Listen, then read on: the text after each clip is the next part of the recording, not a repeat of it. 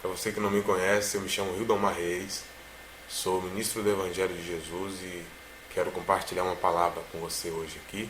Na realidade, a gente vive um problema em nossos dias e esse não é um problema original dos nossos dias, ele vem sendo um problema ao redor de outras gerações, onde as pessoas têm problemas em entender qual é a vontade de Deus para si, o que Deus tem destinado para a sua vida pessoal, qual é a sua profissão ou o seu ministério, o seu chamado, entre outras coisas, que faculdade cursar, é uma dúvida muito recorrente entre os jovens.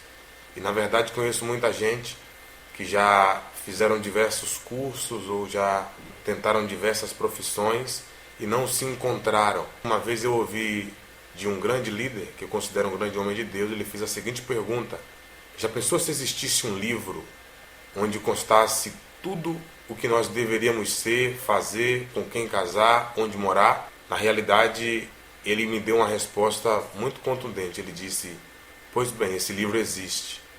Então ele abriu o texto de Salmos 139. Davi disse a partir do verso 16: teus olhos viam o meu embrião e em teu livro foram registrados todos os meus dias, prefixados antes mesmo que só um deles existisse. Aqui neste salmo, neste verso, Davi está deixando claro que existe uma vontade de Deus para todo homem, para cada homem, e que existe um livro onde Deus escreveu a sua história, o que você deveria ser, o que você deveria fazer, qual é o seu chamado e em qual esfera da sociedade você deveria influenciar. A notícia ruim é que nós não temos acesso a esse livro, nós não temos acesso à biblioteca desse livro, nós não podemos pegar esse livro, abri-lo e começar a ver o que é que consta nele sobre nós. Mas existe alguém que tem acesso a este livro que mora em nós, que é o Espírito Santo. Também o profeta Jeremias, no seu capítulo 33, versículo 3 do seu livro profético, vai dizer: clama a mim e respondeste-eis coisas grandes e firmes que não sabem. Na realidade, você percebe que o Senhor está deixando claro que tudo aquilo que é oculto, que é escondido, Ele tem o prazer de nos revelar. Essa é a sua vontade. E na realidade, esse salmo que a gente acabou de ler aqui agora, ele pode acabar soando de uma maneira errada no ouvido de alguém, a ponto de que as pessoas acreditem que tudo aquilo que Deus escreveu será vivido e cumprido sobre nós e por nós, de uma maneira fatalista, mas isso não é verdade. Existe o poder da vontade de Deus em soma com o poder da nossa vontade. Isaías capítulo 1, versículo 19, o Senhor fala pela boca do profeta dizendo: se vós quiserdes e me ouvirdes, comereis o melhor desta terra.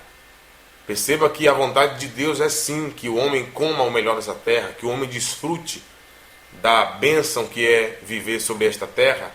Porém, ele está dizendo: eu quero, mas você só vai viver se você quiser viver também. Deus tem uma história escrita para cada um de nós, onde Ele escreveu, mas nós temos o direito de escolher se nós queremos a história que Deus escolheu ou se nós queremos viver aquilo que nós mesmos escolhemos viver. Na realidade, você observa que a prova de que todo homem nasce com um destino profético, Jeremias capítulo 1, o texto diz que Deus olha para Jeremias e diz: antes que você se formasse no ventre da sua mãe, eu te vi e te dei as nações por profeta. Então, Jeremias já nasce para ser aquilo que Deus escreveu que ele fosse, aquilo que Deus designou para que ele fosse.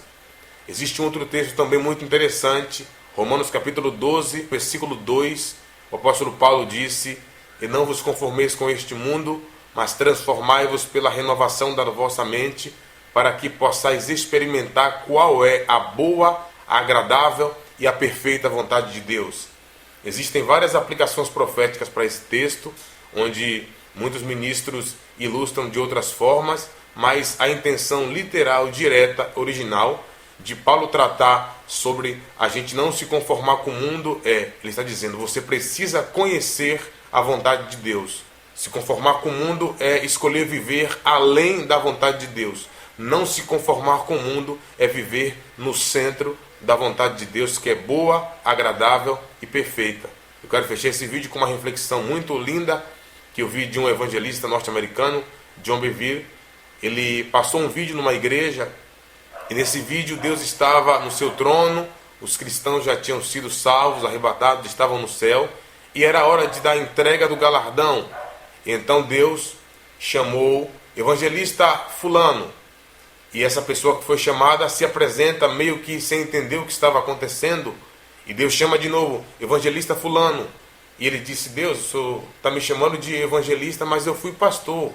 E Deus disse para ele, mas eu não te chamei para ser pastor, te chamei para ser evangelista. Aonde estão o número de almas que eu escrevi na eternidade para você ganhar quando fosse para a terra?